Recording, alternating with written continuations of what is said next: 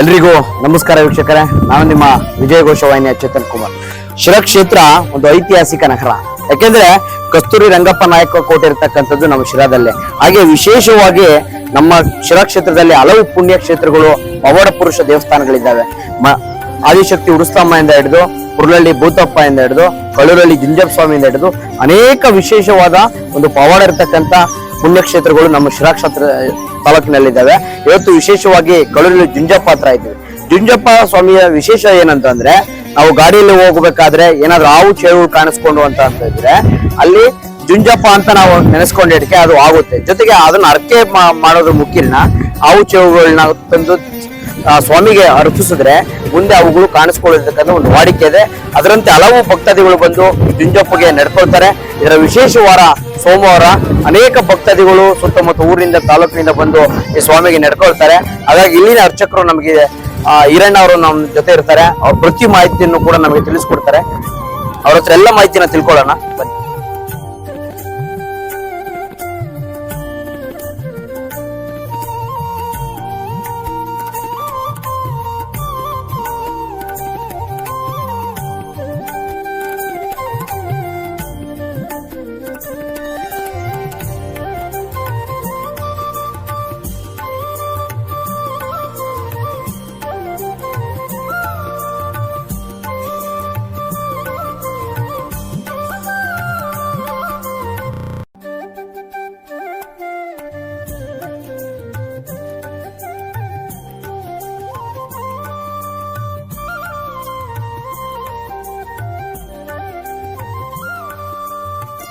ಇದು ಶಿರಾ ತಾಲೂಕು ತುಮಕೂರು ಜಿಲ್ಲೆ ಗೌಡಗೆರೆ ವ್ಯಾಪ್ತಿಗೆ ಸೇರಿದಂತ ಗೌಡಗೆರೆ ಹೋಬಳಿ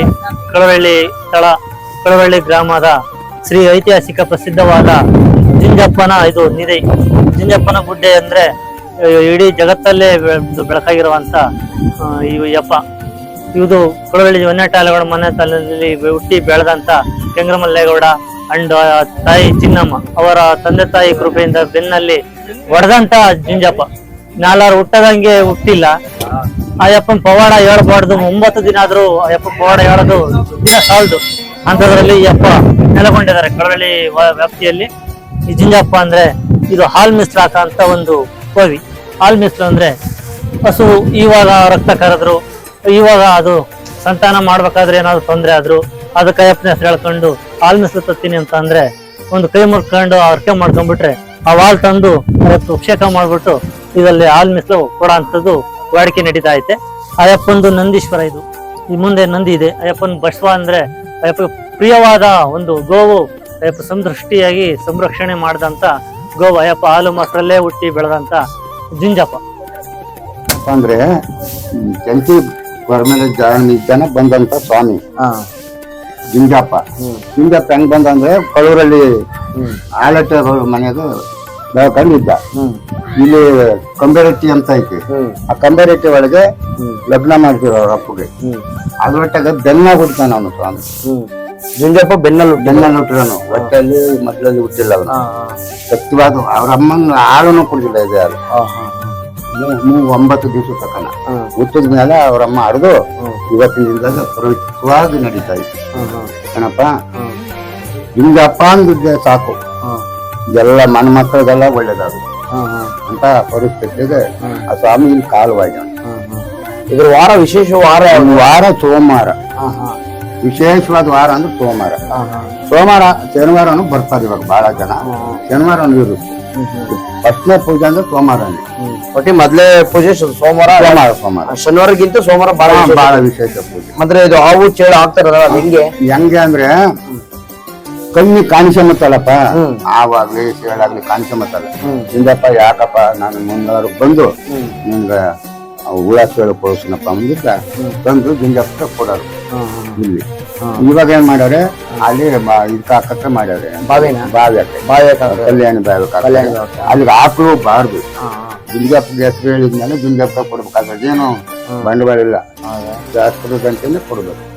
ಆದ್ರೂ ಕೂಡ ಎಲ್ಲಿದ್ರು ಭಗವಂತ ಇದಕ್ಕೆ ಬಿಟ್ಟಿಲ್ಲ, ಬಳ್ಳಾರಿಗೆ ಬಿಟ್ಟಿಲ್ಲ, ಹೊರದೇಶದಲ್ಲಿ ಅಮೆರಿಕ ಐತಲ್ಲ, ಹುಣಸೆಳ್ಳರೊಬ್ರು ಅಲ್ಲಿ ಇದ್ರು, ಅಲ್ಲಿಗೆ ಹೋಗ್ಯಾನಲ್ಲ ಸ್ವಾಮಿ. ಸ್ವಾಮಿ ಹೋಗಿ ಮಂಚಗಡಲ್ಲಿ ಅಗ್ಲಲ್ಲ ಕಾಣ ನಂಗೆ. ಹಾ ಹಾ ಅಲ್ಲಿದ್ದ ಫೋನ್ ಮಾಡಿ ಅವ್ರ ತಂದೆ ಆ ಕಡೆ ಮನುಷ್ಯ ಕಟ್ಸಿರಲ್ಲ ಅವ್ರಿಗೆ ಹಾ ಹಾ ಆ ಕಡೆ ಹಾ ಹಾ ಆ ಸ್ವಾಮಿ ದೊಡ್ಡವನು ಸ್ವಾಮಿ ಅಮ್ಮನ ದೇಶ ಒಳ್ಳೇದ. ಮತ್ತೆ ಜುಂಜಪ್ಪಂದು ಅದೇನೋ ವಿಶೇಷತೆ ಇದೆಯಲ್ಲ, ಅದು ಭಕ್ತಾದಿಗಳು ಬರ್ಬೇಕಾದ್ರೆ ಕಲ್ಲು ಮತ್ತೆ ತಂಟೆ ಅಲ್ಲಿ ನಾಯಿ ಗುಡ್ಡೆ ಅಂತ ನಾಯಿಗುಡ್ಡೆ. ಏನ್ ವಿಷಯ ಇದ್ರು ಕಮ್ಮಿ ಇರ್ಬೋದು. ದಿವಸ ಊಟ ಮಾಡ್ಬೇಕಾದ್ರೆ ಆ ನಾಯಿಗೆ ಹಾಕಿ ಒಂದು ಗೂಡ್ಗೆ ಹಾಕಿ ಹಿಂಗ ಹಾಕಿ ಸ್ವಾಮಿ ಹಾಕಿ ಇಲ್ಲಿ ಕಾಯ್ಪಾಯ್ತು ಕಾಯ್ಪಾಕಿ ಅವ್ರ ಮನೇನ ಚೆನ್ನಾಗಿ ಬೆಳಲಿ ಅಂತಾರು ಹೇಳೋಣ. ಒಳ್ಳೆ ಅಂದ್ರೆ ಬಂದ ಭಕ್ತಾದಿಗಳು ಕಲ್ಲು ಜೊತೆಗೆ ತಂಟೆ ಸೊಪ್ಪು ಹಾಕಿ ಬರ್ತಾರೆ ಅಲ್ಲಿ. ಅಂದ್ರೆ ಅದೊಂದು ನಾಯಿಗುಡ್ಡೆ. ನಾಯಿ ಗುಡ್ಡೆ ಗುಡ್ಡೆ ಪೂಜೆ ಮಾಡೋಣ ಸ್ವಾಮಿ ಆ ತರಕ ಅದೊಂದು ಶಾಪ್ ಅದು ಅಲ್ಲಿ ಹಾಕಿ ಬರ್ಬೇಕು. ಅಂದ್ರೆ ಜುಂಜಪ್ಪನ ಸನ್ನಿಧಿಯಲ್ಲಿ ನಾವು ಇದ್ದೀವಿ. ನಾವು ಅದರ ಹೊನ್ನೆಟ್ಟ ಆಲಗಡ ಮನೆತದವರ ಬೆಳಿಗ್ಗೆ ಫಸ್ಟ್ನೇ ಪೂಜೆ ಒಳನರಾದ ಅಣ್ಣವರು ಅರ್ಚಕರು ಮಾತಾಡ್ತಾ ಇದ್ದೀವಿ. ಈ ಜುಂಜಪ್ಪನ ಗುಡ್ಡೆ ಹತ್ರ ಇದು ಮಜ್ಜನ ಬಾವಿ ಅಂತ. ಈ ಮಜ್ಜನ ಬಾವಿ ವಿಶೇಷತೆ ಏನಂದ್ರೆ, ಈಗ